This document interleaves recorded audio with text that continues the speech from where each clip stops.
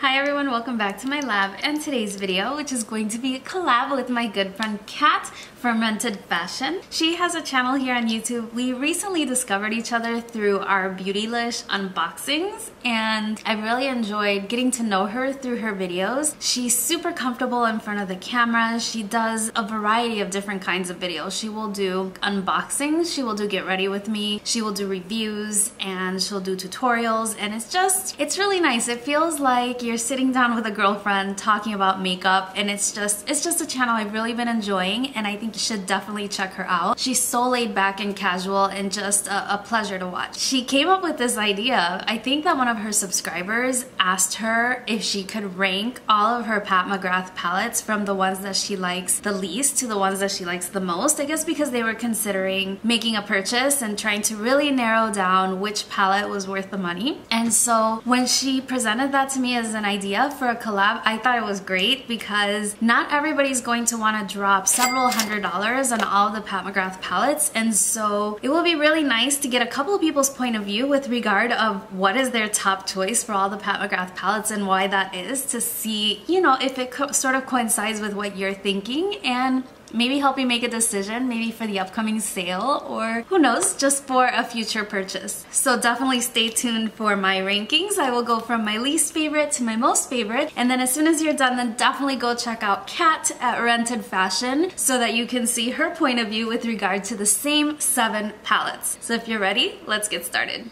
Starting with my least favorite palette. My least favorite palette comes from the Mothership mini palettes. If you've watched my channel, this probably will come to no surprise. First thing is, I really love color. And the second thing is that I'm deathly afraid of cool tones. And if you look inside this palette, it is all cool tones. And I've definitely worn this palette on my channel, and I created a tutorial using it for my review for the palette. If it's already live, I'll link it up in the cards. If it's not, just stay tuned because it's coming. You're definitely getting a lot of product for the money as compared to the other products, especially the larger ones that don't have as much product. I'm just not a cool tone lover. I think that they wash me out a little bit. They make me look a lot older, and these are not only cool tones, but they're also neutrals, and so it's just not my favorite palette from the 7. I think that if you do enjoy cool tones and you want something that you can get ready with super quick, then this would actually be great for you, but that's not me. So I would have to say that this is my 7th of the 7 Pat McGrath palettes. Number 6 may come as a surprise, being as how I just said how much I love color. My 6th palette will be another one of the Mothership mini palettes, and this one is Lovey Rose. Now the reason why I'm ranking this one so low is because if you look inside this palette, it has a very specific color story, and every look that you create is going to be in the pink or purple range, and that's pretty much it. It's very limiting. Also, you do have only one matte shade, which is this shade right here, Paranormal. It's a little bit different than her other mattes. It doesn't swatch very well, and then it applies to the eyes nicely, but it's a little bit of a cool tone eyeshadow as well. All of the others are beautiful, and I think that this is a really nice companion palette to another, but if you were purchasing a standalone palette, then this would also not be my top choice, and that's why I'm ranking it so low. I think that it performs really well, and even though that Paranormal shade doesn't swatch real well, it performs fine on the eyes, and it actually creates a very nice gradient for either the pinks or the purples in the palette. The gold shade I did find was a little bit powdery. It applies really well to the eye. Even when it's dry, you just get a little bit more fallout with that shade than the others. And yeah, so for that reason, this one ranks number 6 out of the 7 Pat McGrath palettes. Now for number 5, this may surprise a lot of people, but for number 5, I would have to place my Pat McGrath Mothership 2 Sublime palette. It's not to say, so this is number 5, and it's not to say that I don't like this palette. Like honestly, the only one that I'm just not crazy about is this one. I love all the others, but in the interest of ranking, this one is number 5. The reason why I'm ranking this palette number 5 is because if you look at this palette up close, I will have to say that the one shade that really stands out is this green. And I love green eyeshadow, I really do, but I cannot justify the entire palette for just the green. This is a $125 palette, and so I wouldn't pay that much just for one shade, and I think that the others are reasonably similar to the other shades that are in her other palettes that I can't justify putting this one any higher. Even though I really love that green shade. That's a really special green shade, so it's getting harder. The rest of the palette is relatively neutral, so you can create a lot of easy neutral looks, and so if this is the one that was resonating more with you, I don't think you would be disappointed because you would be able to create really beautiful looks really easily, and when you want that one special pop of color, that green.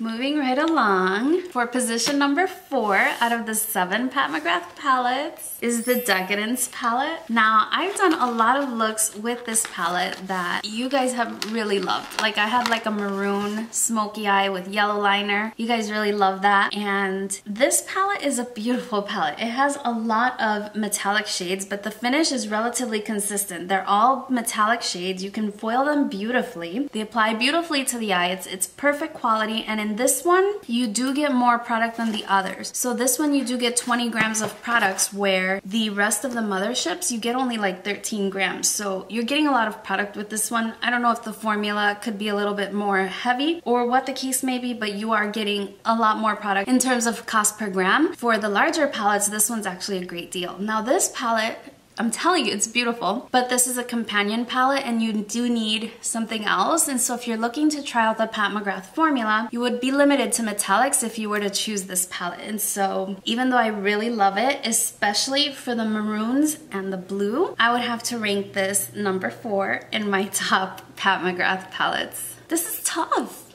This is tough. She's a beauty though. On to number 3, and this is one that was a big surprise to me. Like, a big surprise. I didn't think that this would be the case, but for eyeshadow palette number 3, I have the Pat McGrath Subliminal Mothership 1 palette, and I'll tell you why. The shade that I love in this palette, besides the blue, of course, is this one here, this matte shade. Its name is Ultimate Taupe. And the reason why I love that shade is because it is the only matte, light colored shade that you can do a transition shade with. And so even when I'm using the other palettes, I always want to pull this one so that I can use that shade. Now, this one is also relatively cool toned as far as the other looks that you can do, but these shades over here are so beautiful. I love all of them, and I love this one so much. This one is fine as well in the black. It's these 3 shades that I really don't get a lot of use of, and so that's the reason why it's a little bit lower in my ranking. But this shade right here, instead of repeating the black in every palette, she should have repeated this one in every palette, because I just think it's a really great staple shade for a first transition. And so yeah, this one will be my number 3, which is super surprising. This was the last one that I bought, aside from the minis, but from the larger palettes, this was the last one that I bought. So that just goes to show how afraid I am of the cool tones.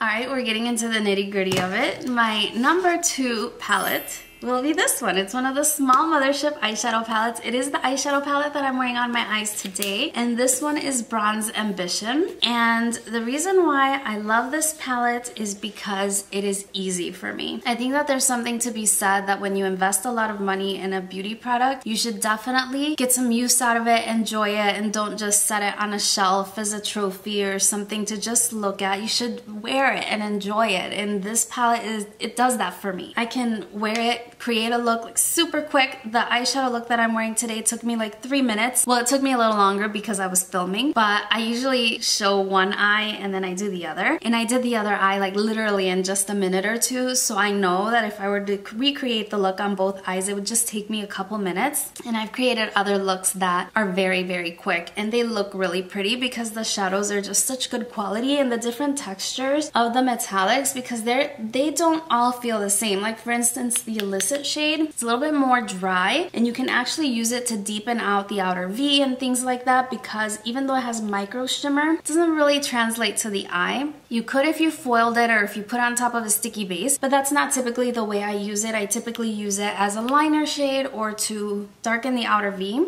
I just haven't used it in that way, but that's not saying that you couldn't. But I just think that this palette is something where you could really get your money's worth. If you like warm neutrals, then this one will be good. If you prefer cooler tone neutrals, then this one would be for you what this one is for me, if that makes any sense.